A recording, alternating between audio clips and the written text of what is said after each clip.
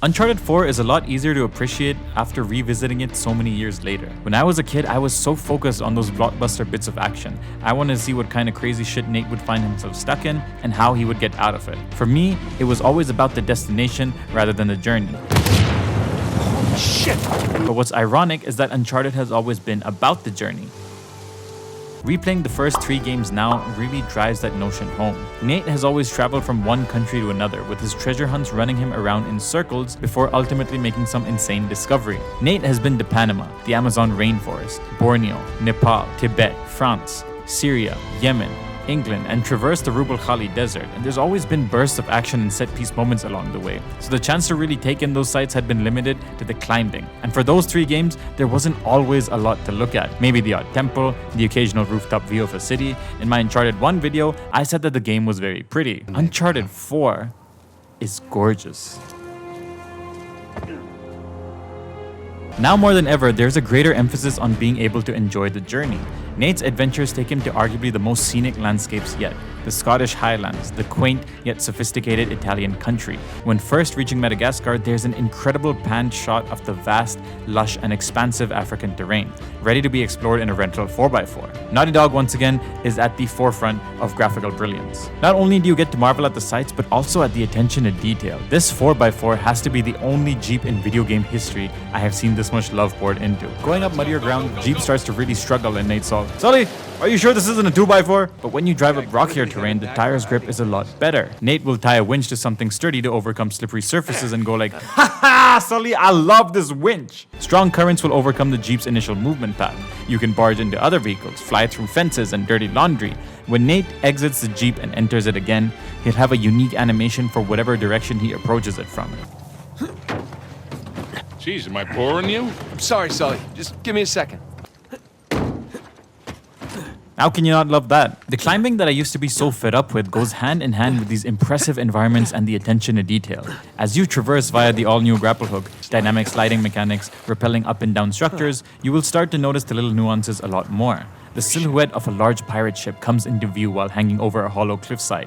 The clock tower, with its many moving parts, becomes a platforming jungle gym for Nate to show off his impressive grip strength. When Nate obtains the Python, I don't know how it's pronounced, he does a little wind-up animation before stabbing it into the porous rock. During the more perilous climbs, the camera will pan in directions to really emphasize just how high up you are, but also how beautiful it all looks. Visual storytelling, I know I've hammered this point a lot, is at its absolute best in Uncharted 4.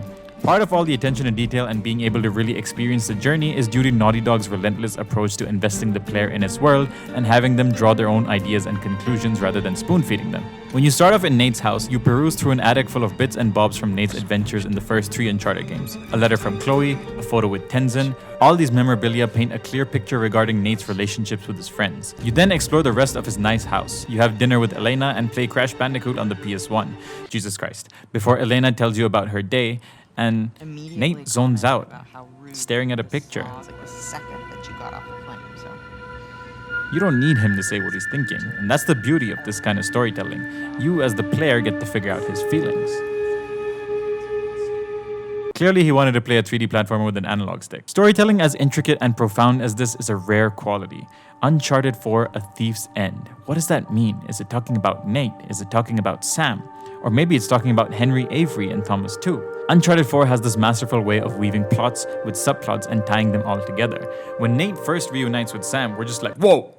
Whoa! Sam's alive! We saw you get shot by the Panama prison guards. Holy smokes. We gotta catch up. Let me tell you about the time I got chased by zombies. I saw this gold statue turned people into said zombies. I almost died falling off a train. I fought yetis and these avatars from Shambhala. Sam, I jumped off a plane, landed in a desert, and saw Jinn, but I was actually hallucinating. And then almost shamefully as an afterthought, Engagement ring. I'm married.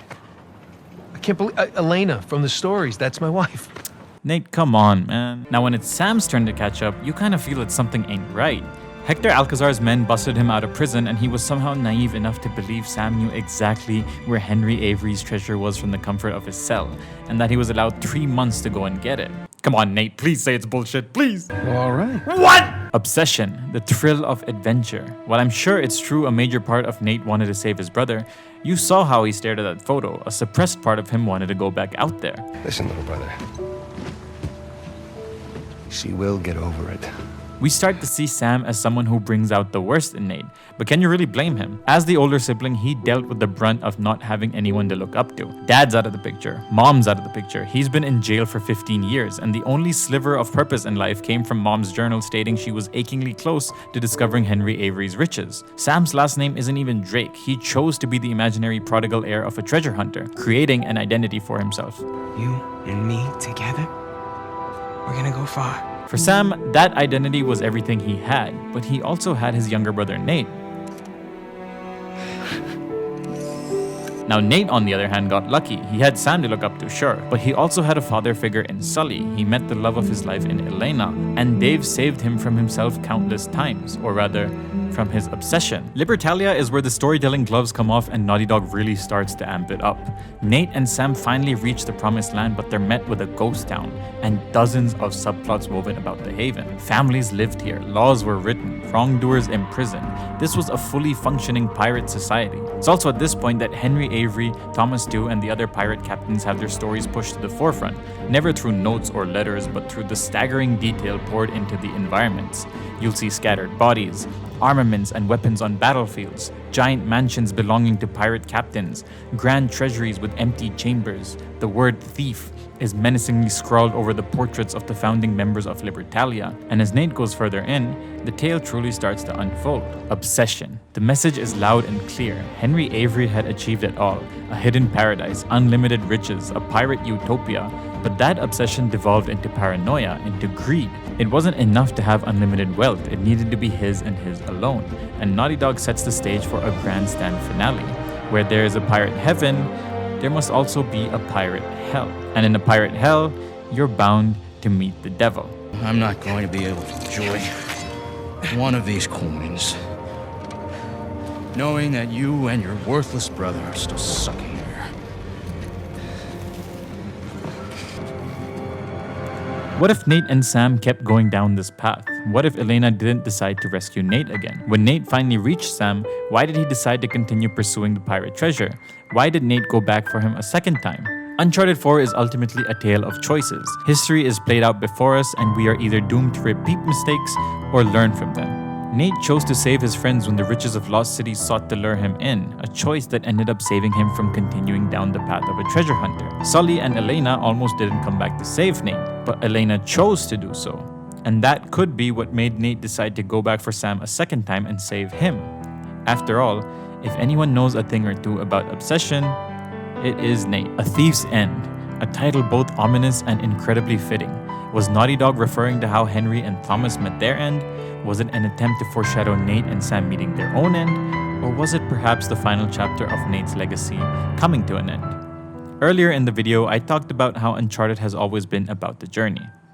So I guess it's also fitting to say that part of the journey is indeed the end.